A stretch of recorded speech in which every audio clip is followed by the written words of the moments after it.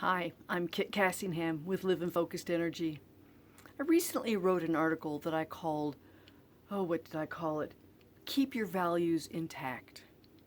Interestingly, when I started the article, it was about how when we settle, we're doing it out of fear. Settling for how we let others treat us, how we don't stand up for our rights and ourselves, our beliefs. And it started with a story about how my mother chided me once, reprimanded me for asking some kids to go play somewhere else while we had dinner. But I realized she lived her life very much in fear, I came to realize, of what others would think of her. Um, that's the best way I can describe it. So she rarely spoke her truth. And it was kind of sad as her daughter to see how that affected her life.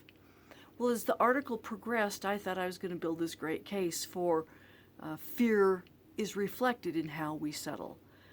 I know I have settled for how I allow myself to be treated in relationships, at work or privately, in personal relationships, in fear of being fired, reprimanded, downgraded in projects, people not liking me, any number of reasons that I have settled.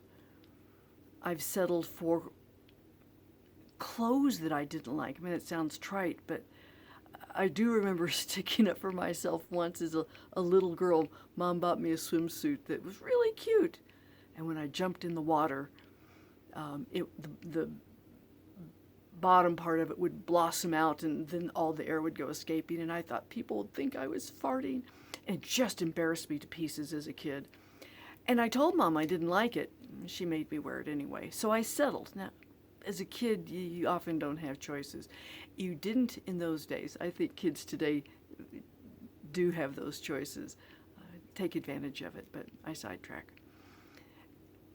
I knew I was going to close with a story all from my childhood that reflected what I thought was just a really cool thing that the University of Colorado Boulder campus had done in the early mid-20s when my grandfather was a professor there.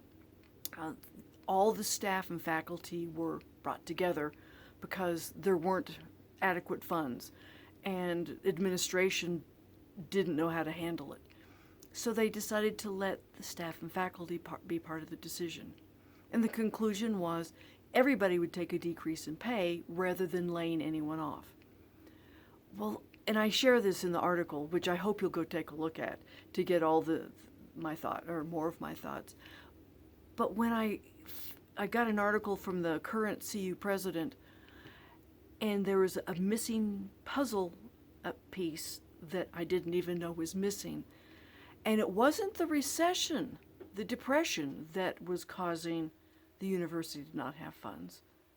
It was that the KKK was in charge of the Colorado government. And they said, get rid of all the Jews and Catholics on staff and in faculty, you can keep your money. And President Norland said, that's not how we operate. Our values, our standards are high, and everybody's equal here. And so I realized that my article about how settling is an expression of fear. It's also an expression of lowering your standards, not holding your values, your integrity. I was fascinated to see how that came out of the article for myself, and I wanted to share that with you. That when we have, to quote Cesar Millan, the dog whisperer, we have rules, boundaries, and limitations. We know how far people can go in treating us certain ways. We don't have to settle when we know and trust ourselves and our standards, our values.